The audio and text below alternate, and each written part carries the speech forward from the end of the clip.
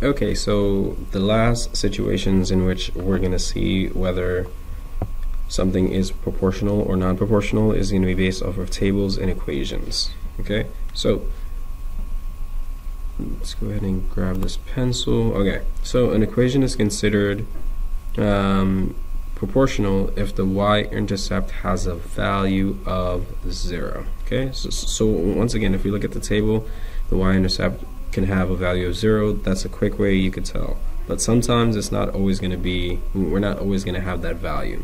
So a table is considered proportional if the ratio from y to x is the same. Right? So this is the easiest way to tell if it's proportional or not. If a table is proportional and you have the coordinate 0, 0, you could assume that the table is proportional.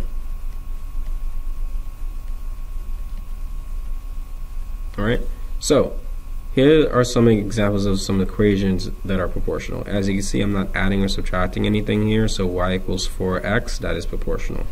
Y equals 2/3 of x, and then y equals 0.25x. I'm not adding anything, I'm not subtracting anything, so in this case, it's going to be proportional. Now, in order for something to be considered proportional, you're going to go ahead and take a look at the slope, which is the y over the x.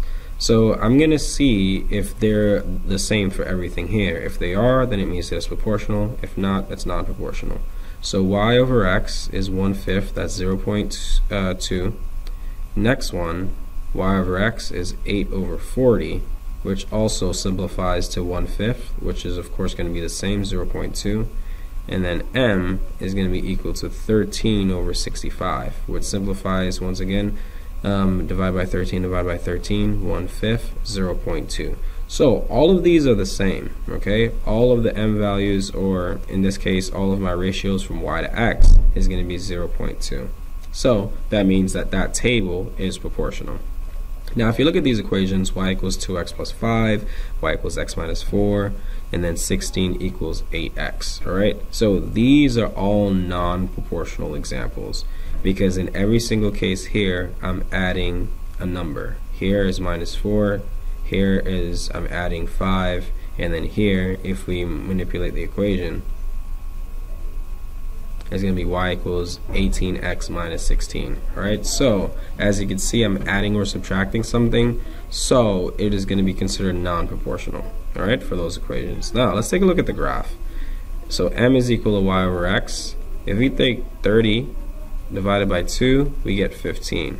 Okay, but for over here, y over x, if we take 90 and divide by 8, we could simplify that down if you would like. So divide by 2 is 45, and divide by 2 is 4. I can't simplify anymore because there's no number that can go into both 45 and 4.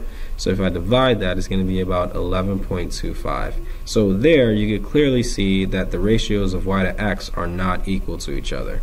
Therefore, it is non-proportional. As soon as you find two of them that are different, you could then figure out that it's not proportional. Alright, I could keep going. 150 over 14 divided by 2 is 75 over 7. 7 can't go into 75, so we'll divide that. So this is going to be equal to 10.71. Alright, so as you can see, the ratios from each y to x is not the same, so it's non-proportional. Versus this example where the ratios from y to x is proportional. But remember, it's the ratio from y to x, not from x to y.